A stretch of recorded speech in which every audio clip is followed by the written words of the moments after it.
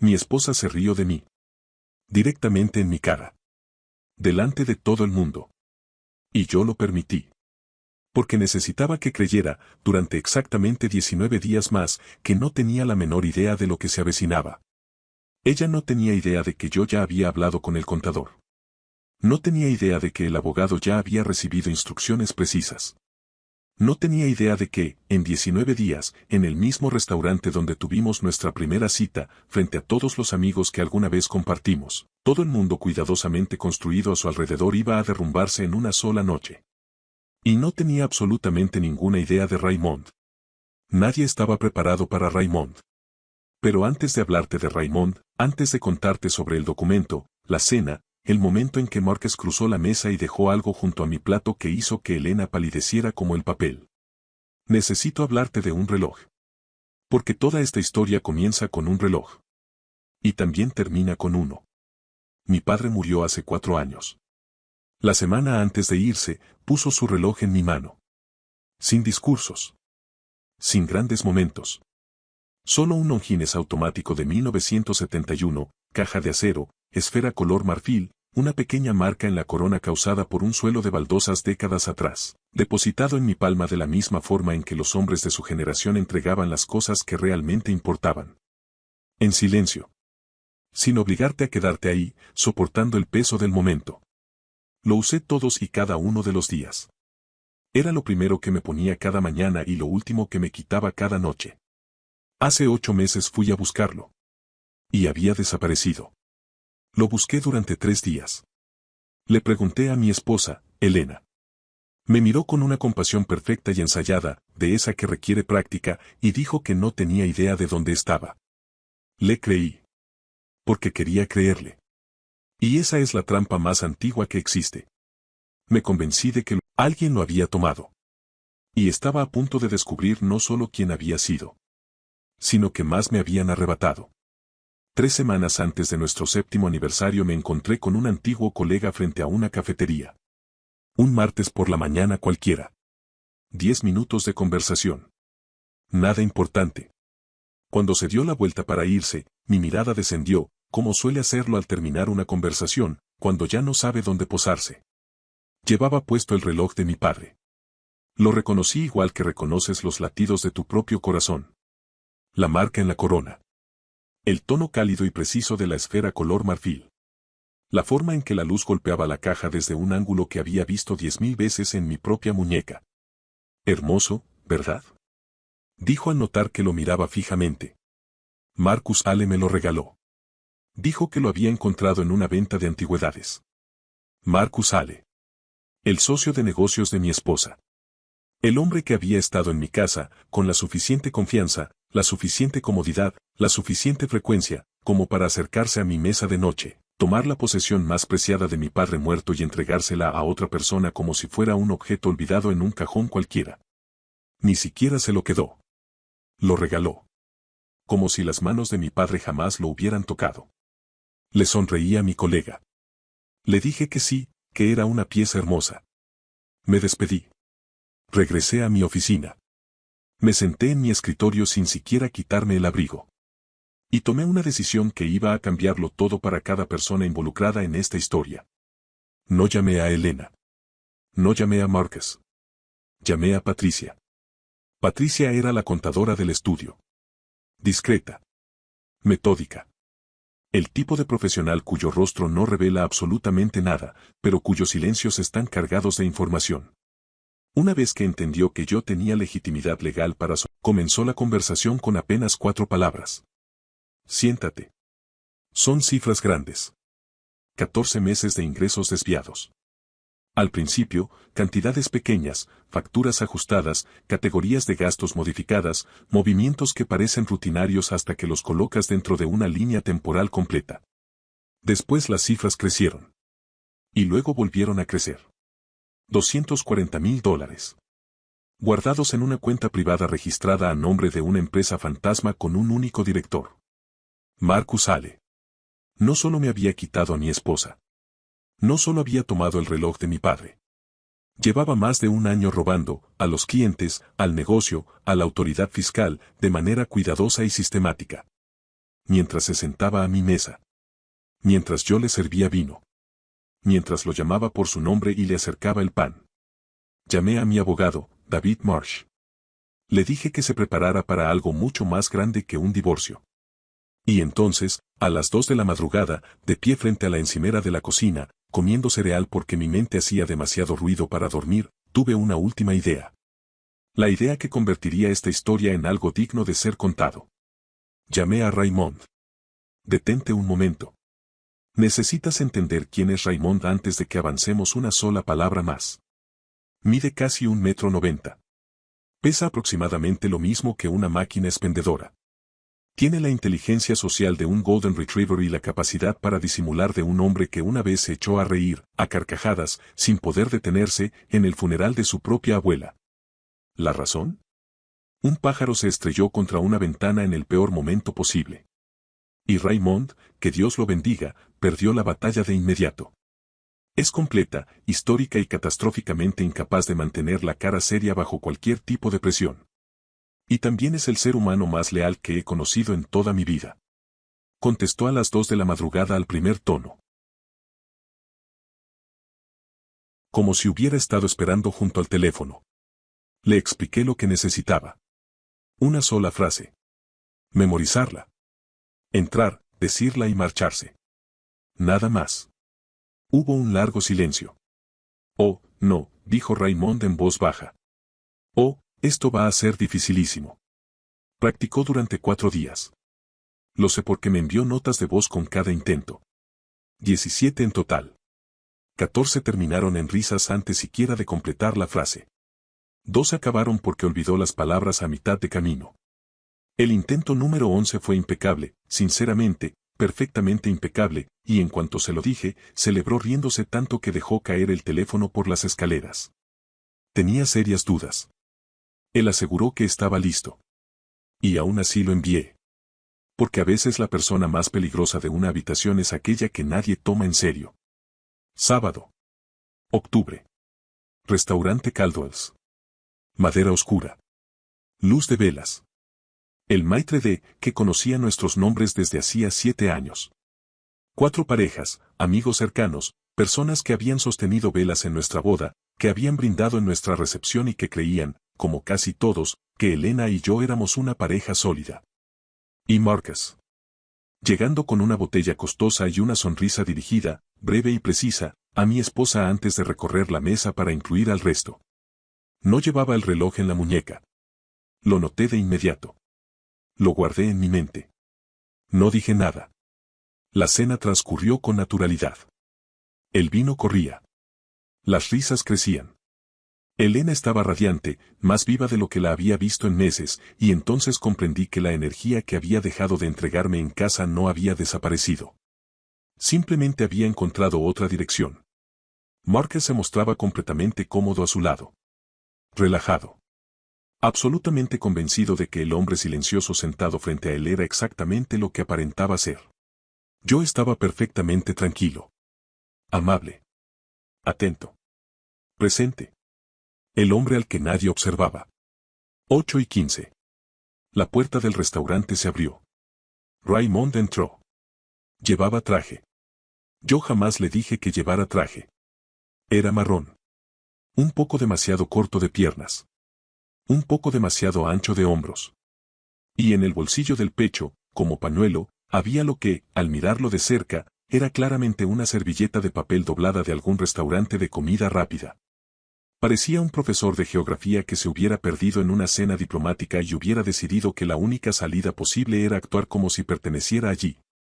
Encontró nuestra mesa desde el otro lado del salón. Respiró tan hondo que todo el pecho se le elevó. Se acomodó la servilleta con una seriedad absoluta. Y caminó hacia nosotros con la expresión concentrada de un hombre enorme que estaba completamente convencido de que estaba a punto de destruirlo todo. Las conversaciones comenzaron a apagarse. Raymond se detuvo junto a Marcus. Lo miró directamente a los ojos. Y pronunció la frase. Disculpe. ¿Usted es Marcus Hale?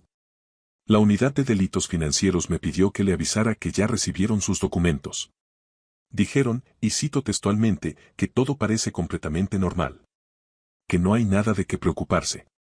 Y entonces guiñó un ojo. Se dio media vuelta. Y salió caminando del restaurante sin decir una sola palabra más ni mirar hacia atrás. 2 segundos completos de absoluto silencio. Marcus se quedó blanco como yeso viejo. La copa de vino de Elena se detuvo a mitad de camino hacia sus labios y permaneció allí, suspendida en el aire, como si hasta la gravedad hubiera decidido detenerse para ver qué ocurría después.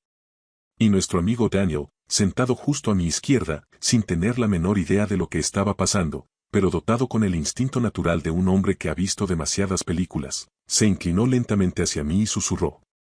¿Eso es verdad? Lo miré con calma. Absolutamente no, respondí. Y volví a tomar el tenedor. Lo que ocurrió durante los 11 minutos siguientes fue el derrumbe más completo que he presenciado en toda mi vida. Marcus se disculpó. Dijo que iba al baño. Voz perfectamente controlada. Sonrisa perfectamente colocada. Desapareció 6 minutos.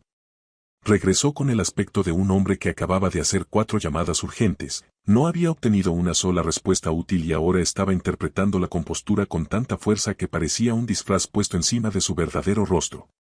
Elena lo vio regresar.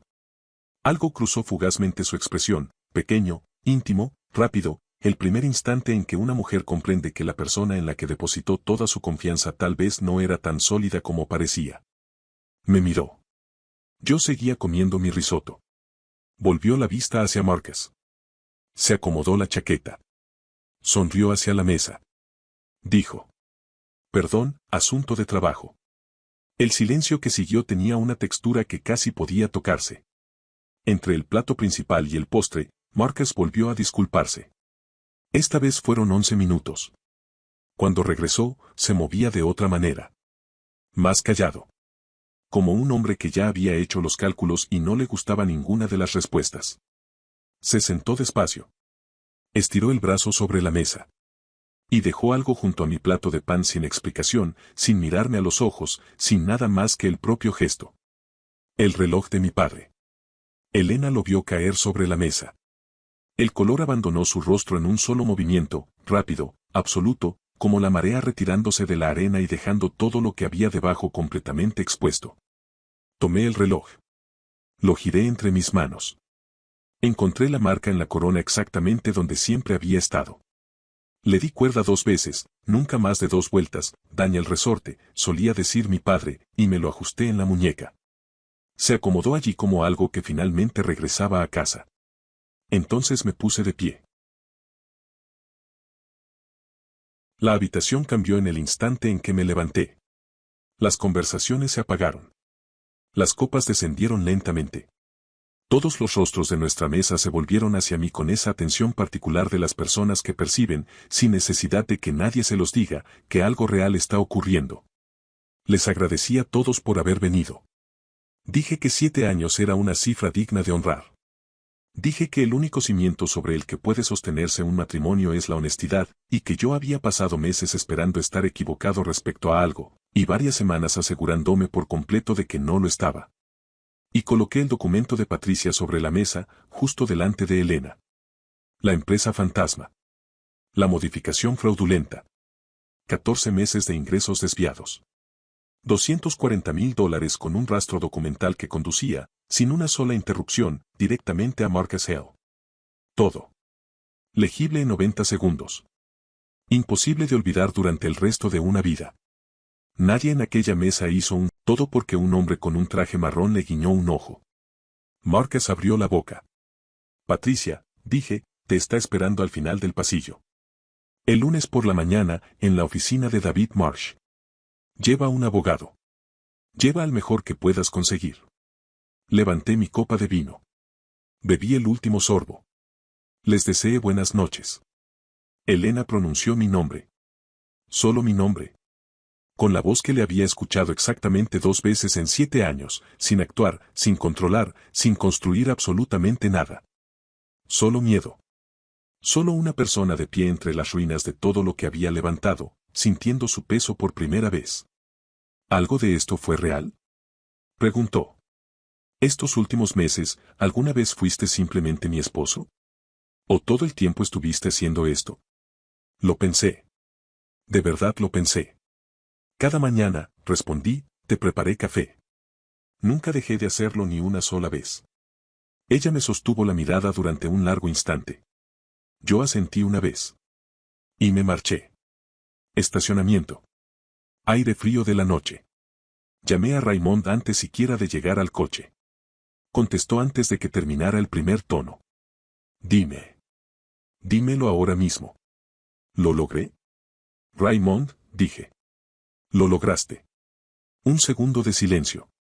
Y entonces escuché la carcajada más espectacular que he oído en toda mi vida a través de un teléfono. Absoluta. Descontrolada.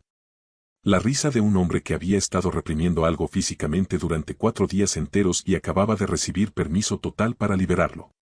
Escuché el teléfono caer al suelo. Lo escuché recogerlo. Escuché algo de cerámica golpeando una superficie dura. Escuché cómo intentaba formar palabras y fracasaba por completo. Volvía a intentarlo. Fracasaba todavía mejor. La servilleta. Consiguió decir al fin. ¿La vieron? ¿De verdad podían ver la servilleta? Raymond. Cada persona en esa mesa vio la servilleta. Eso provocó sonidos que sinceramente no puedo transcribir. Olvidé un pañuelo de verdad, dijo finalmente, todavía sin voz. Me di cuenta cuando ya estaba parado en el estacionamiento. Me quedé sentado dentro del coche, frente al restaurante Caldwell's, en aquella fría noche de octubre, riéndome hasta que el rostro se me llenó de lágrimas, la primera risa completamente auténtica, completamente libre, completamente sin máscaras que había soltado en 8 meses. Salió de mí como algo que llevaba demasiado tiempo encerrado detrás de una puerta, y esa puerta finalmente se había abierto. Y al otro lado estaba Raymond, enorme, desastre absoluto, Raymond del pañuelo de servilleta, que accidentalmente había ayudado a derribar una conspiración criminal mientras era física, emocional e históricamente incapaz de mantener la cara seria. Existen formas mucho peores de cerrar un capítulo. Marcus, condenado. 4 años. Cumplió 2 y medio. Todas las licencias revocadas. Todos los bienes confiscados. Todo destruido. Un proceso acelerado de manera decisiva por 11 minutos de pánico autoincriminatorio en el baño de un restaurante, provocado enteramente por un hombre que le guiñó un ojo. Los investigadores le dijeron a David que jamás habían visto algo parecido. Ni una sola vez en 20 años. Elena, condena suspendida. Multas enormes. 3 años de libertad condicional. Una década de reputación profesional destruida en cuestión de semanas. El estudio disuelto. El apartamento vendido. Una vida más silenciosa comenzando en algún otro lugar, acompañada del trabajo largo y poco glamuroso de convertirse en alguien distinto a la persona que esta historia ya había escrito para ella. Me mudé a un lugar más pequeño. Grandes ventanales. Casi sin muebles. Café fuerte cada mañana. Caminatas largas los domingos. Raymond viene a cenar una vez al mes, siempre trae vino y siempre olvida alguna otra cosa. Las copas. El sacacorchos. Una vez dejó el plato principal completo sobre la encimera de su cocina. Aquella noche bebimos vino en tazas y me reí más de lo que me había reído en años. Cada mañana le doy cuerda al reloj. Exactamente 2 vueltas. Me lo ajusto en la muñeca. Y salgo a la calle. Mi padre solía decir que un buen reloj hace 3 cosas. Marca el tiempo con precisión. Sobrevive a la persona que le da cuerda. Y jamás, ni una sola vez, pretende ser algo que no es. Marcus está en una celda. Elena está construyendo algo más pequeño y más honesto. Y en algún lugar de esta ciudad, Raymond probablemente esté, justo en este instante, practicando algo que está absolutamente convencido de que va a hacer mal. Y haciéndolo exactamente bien. Ya conoces a alguien que necesita escuchar esta historia. Envíasela ahora mismo. Y si se ríe antes de terminar de leerla. Ese es tu Raymond. No lo dejes ir. Son esas personas las que aparecen a las 2 de la madrugada. Siempre.